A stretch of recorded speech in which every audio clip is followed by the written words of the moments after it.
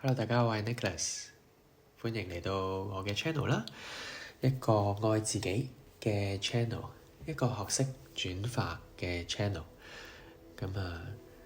每一次都會係有一個文章同大家分享啦，亦都會有我嘅個人經歷嘅分享啦，然之後帶大家有個 meditation 啦。先去今日嘅文章先。今日文章嘅題目係寬容、慈愛、溫柔、善良的我，知道生命愛我。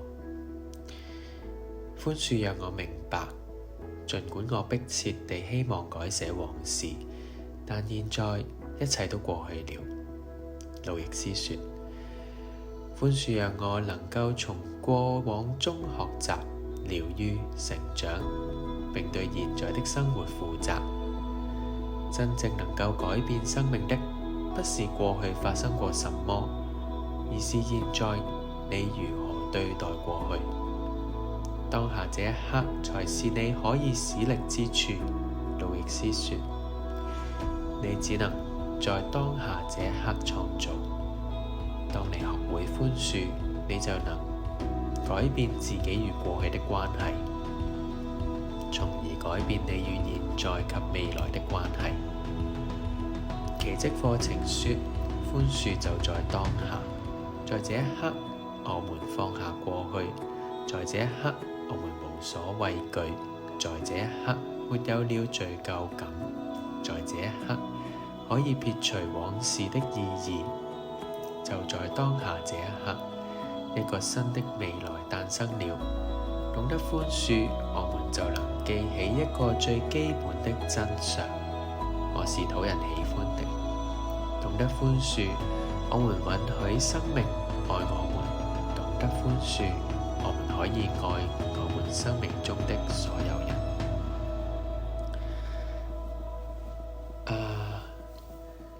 呢個課題非常之大啦，講關於寬恕。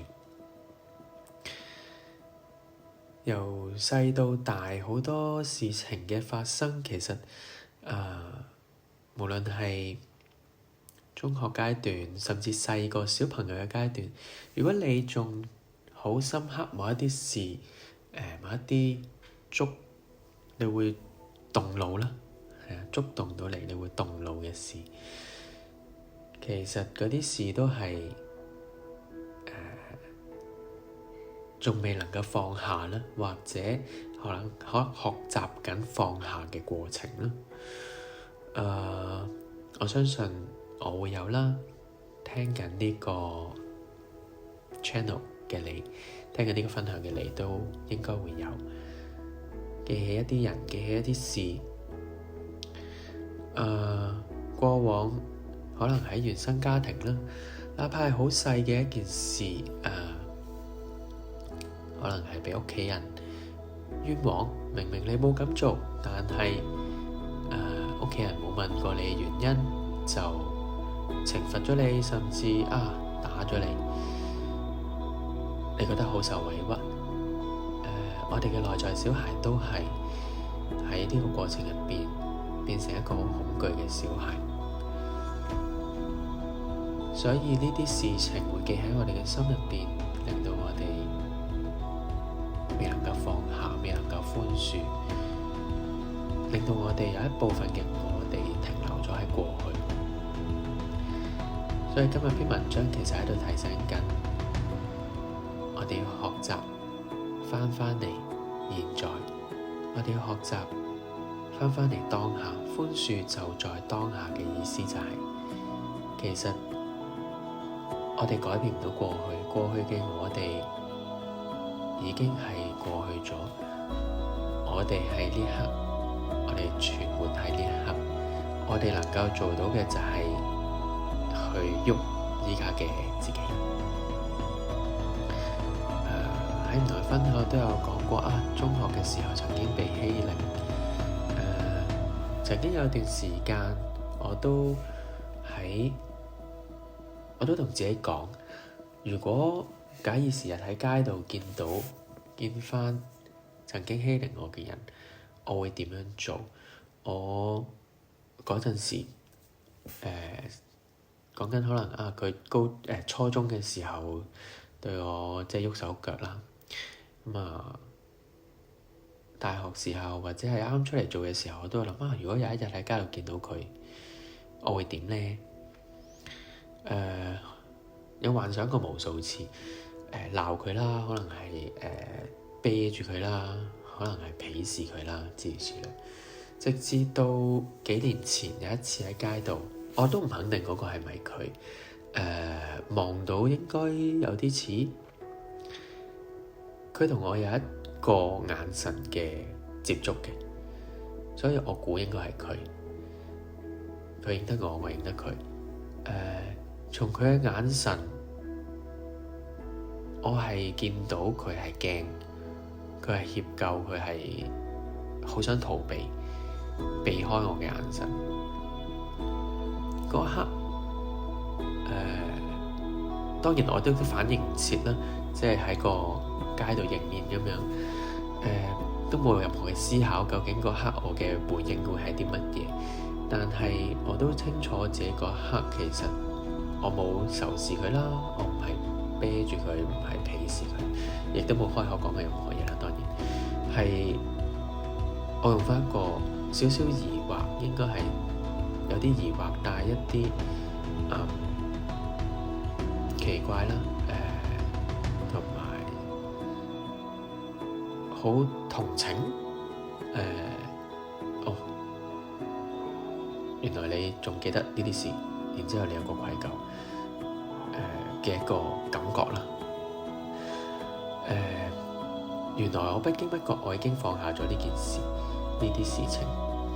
個寬恕係點樣發生我都唔係好清楚，不過原來當我再見返佢，我就知道原來我自己放低咗。所以如果聽緊呢一個分享嘅你，喺讀完呢篇文章嘅時候，你已經勾起到一啲嘅往事，好值得寬恕，好需要寬恕嘅時候，我都希望你可以嘗試啦，去將孭住嘅一啲罪疚感，孭住嘅一啲憤怒，嘗試去放下，慢慢放下，因為曾經有啲分享亦都講過，我要寬恕一個人，我咪真係好似放過佢咁，原諒佢做過嘅嘢，但佢真係傷害過我喎，佢真係令到我好難堪，令到我有一個瘡疤喺度。係啊，嗰啲係過去咯。咁但係如果呢一刻仲係執着於個憤怒、個罪疚感的話，其實難為緊你自己，難為緊你嘅內心，難為緊同你呢一刻相處緊嘅人。甚至可能有啲朋友會喺過往感情上面受過傷害，呢個係渣男嚟嘅，呢個人比綠帽我大，呢個人出軌，所有伴侶都係到頭來都係會離開我，會背叛我。當我哋越係執着於呢啲過去嘅時候，其實正如思想創造實相，我哋諗乜嘢就會創造乜嘢。點解課題重複出現？其實就係返去自己度。點解我都係遇到渣男呢？究竟係咩原因？點解最後每一段關係都係由出軌去告終嘅呢？究竟係咩原因？我可以分享個少少嘅經歷，就係過往好長嘅一段時間都係一個接一個咁樣去拍拖，甚至都有啲係 overlap 重疊嘅關係。我自己都唔係好意會到，即係當然係重複嘅出現先至慢慢意會得到。點解會係咁樣嘅呢？其實我發生緊啲咩事？其實我需要啲咩？我內心需要啲咩呢？慢慢大個學識去諗呢啲其實我唔放過嘅係我自己，我執着於我唔係一個完美嘅男朋友，我俾唔到我認為完美嘅關係出嚟，咁我可以做啲咩啊？破壞佢咯。我唔放過嘅係我自己，所以當然呢個同今日講寬恕嘅 topic 有少少離咗題，但係其實都係如出一轍嘅，就係當我哋唔放過自己嘅時候，當我哋執着於過去，其實就係令到依家嘅自己受苦咯。所以個文章就係咁講，你只能在當下這一刻創造，我哋可以改變到嘅就係現在同埋未來。當呢一刻選擇放下、放輕，未來就會改變啦。當我哋唔再執着於要去完美啦，當我哋唔再執着於過去嘅憤怒、傷疤、一啲眼淚嘅話，我哋就能夠創造未來啦。就好似個文章入邊講，寬恕讓我能夠從過往中學習、療愈、成長，並對現在的生活負責。好多見到即係過往見嘅個案啦，其實依家情緒受到困擾，情緒喺個低谷或者係好波動，或者甚至走唔出嚟，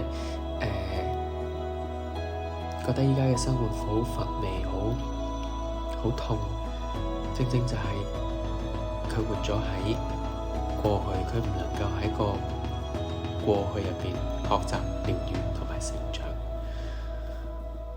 所以再三提醒大家，同時都提醒緊我自己，每一刻其實都已經係一個過去。呢一刻已經唔係啱啱撳開呢一條片嘅你，呢一刻亦都已經唔係今朝起身嘅你。你呢一刻就係聽到你呢一個 moment here and now， 此時此刻嘅你。所以學習去從過往入邊放低啦，去療愈自己啦，去成長啦，咁我哋就可以創造你想要嘅未來啦。好，咁呢個係今日嘅分享啦。嚟緊呢就會有一個嘅 meditation， 邀請大家呢揾一個舒服嘅坐姿，一個無論你係坐喺凳啊、坐喺床都可以，一個可以有依靠、挨住牆壁、挨住凳柄、挨住枕頭嘅一個坐姿。如果你係坐喺凳度呢，邀請你雙腳平放喺雙腳平放啦。如果你係盤膝坐嘅，亦都可以一個舒服嘅坐姿。戴眼鏡嘅，邀請你除咗眼鏡，準備去我哋今日嘅 meditation。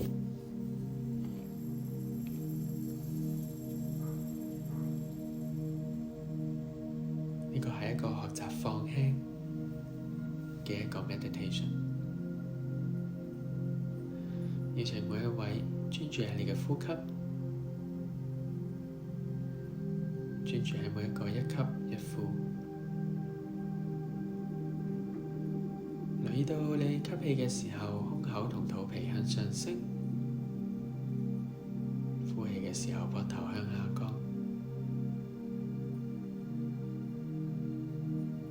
吸氣嘅時候，胸口同肚皮向上升；呼氣嘅時候，膊頭向下降。將個注意力放喺你嘅背脊，你嘅背脊同牆壁、凳柄嘅依靠。我哋每一個人都係有依靠，我哋每一個人都係穩穩妥妥咁樣坐咗喺度。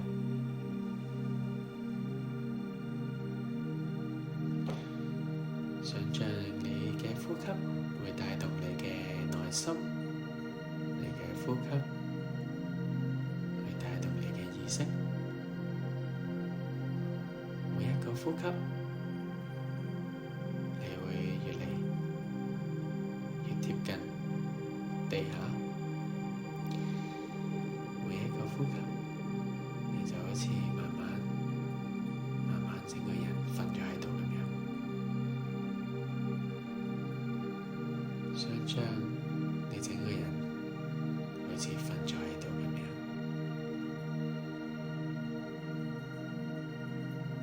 想像你呢一刻瞓咗喺一個湖面，係清涼嘅，係寧靜嘅，係不受干擾，係可以好專注嘅。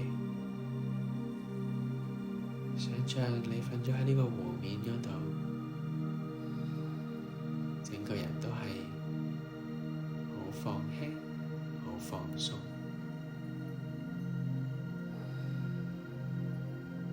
就好似一塊樹葉跌落湖面咁樣，被承托住，被支撐住，被包圍住，被擁抱住。我哋每一個都係可以咁輕、咁輕盈，躺咗喺呢個湖面上面。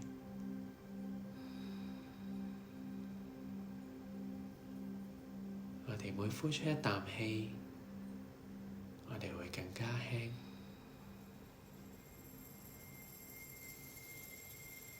我哋每呼出一啖氣，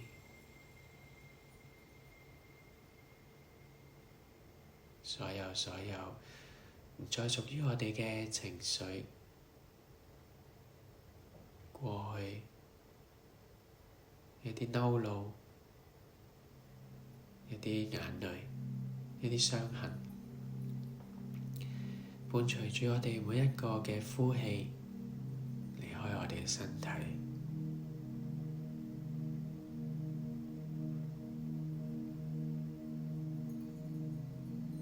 每一個嘅呼氣都可以係慢而長，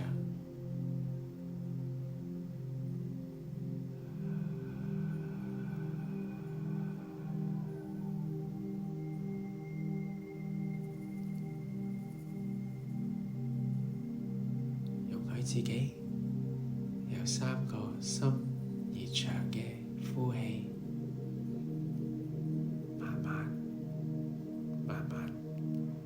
所有唔再屬於你嘅情緒呼返晒出嚟。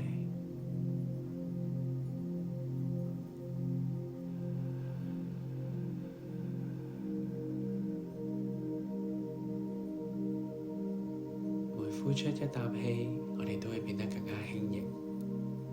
每呼出一啖氣，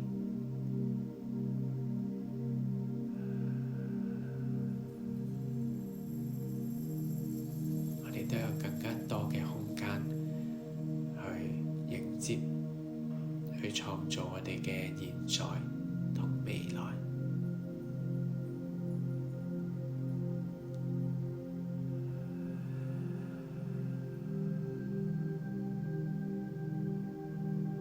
每呼出一啖氣，亦都使我哋更加有力量。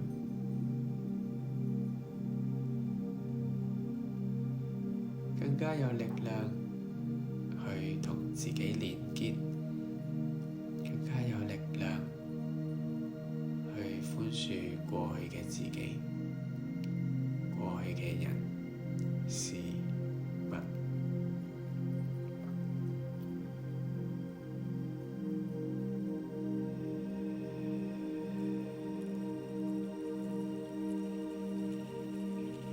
邀請每一位再一次將你嘅注意力放喺你嘅背脊，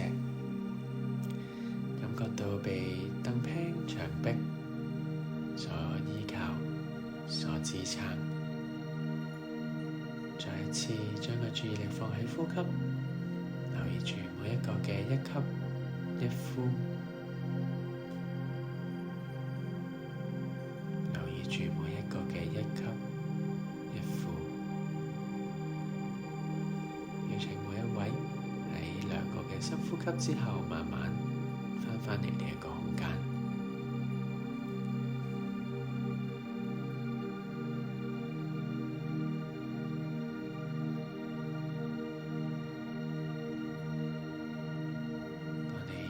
嘅時候，你可以張開雙眼，你可以喐下你手指腳趾。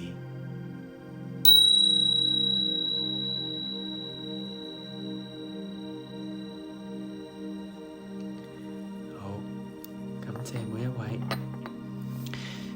呢一個係一個放輕啦，學習放輕嘅一個 meditation 啦。有需要嘅話咧，咁邀請大家可以重複咁樣去嘗試啦。我都鼓勵大家做 meditation 咧，係希望大家養成一個習慣啦。每一日係俾一個定時嘅時間俾自己去做 meditation 啦。一個照顧自己嘅一個習慣啦，就係好啦。今日嘅分享嚟到呢度啦，下一條片再見啦。我係 Nicholas， 教你轉化情緒嘅治療師。如果有需要嘅話，可以 DM 我。你嘅轉化由今日開始。